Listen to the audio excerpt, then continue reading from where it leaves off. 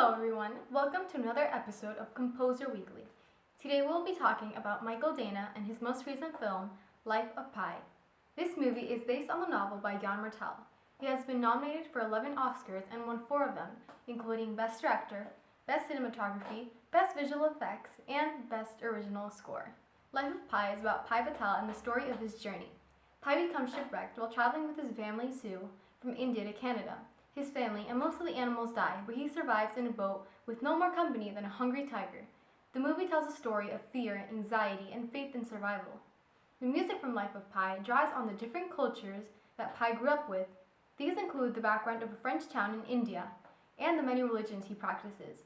The result is a complex array of musical compositions with influences from Hindu and French music, with some Middle Eastern added to the music. We have a special guest, Michael Dana. Hello, Michael. I heard that this movie took a long time to complete, about 4 years, due to the setting of the movie, which was mostly the sea, so they had to add many visual effects for the ocean and also for Richard Parker, the tiger. Not only that, but it took 1 year for you to compose the music, longer than what it has taken to compose the music for other movies. Why do you think the music for this movie took longer than others to complete? I think it was truly a challenge to bring this book to life with film and music. For me, it took longer to complete the music because the movie and its characters are so different. Not only does Pi practice many religions, but he also lived in a French part of India, so he was surrounded by many cultures. Therefore, I wanted to incorporate Indian rhythms and instruments, as well as French and Western instruments, into the movie's soundtrack. In my songs, I combine Indian instruments such as the satire and the sarong with French instruments like the accordion. I also made several songs with Indian rhythms, while others had a French melody. Some of the tracks included choirs or orchestras in the background, and most had Indian singers too. I had to use the knowledge I had on a wide variety of instruments, and combine distinct, different sounds in every song. By integrating these different world tunes in the songs, I try to personify Pi, a multicultural character, in all the tracks. Aside from using these different instruments in the songs, the tracks in the movie had to be simple because the film delivers such an emotional and powerful message. The music for this film was truly amazing. I really enjoyed it and congratulate you for the music, as well as your Oscar for Best Original Score.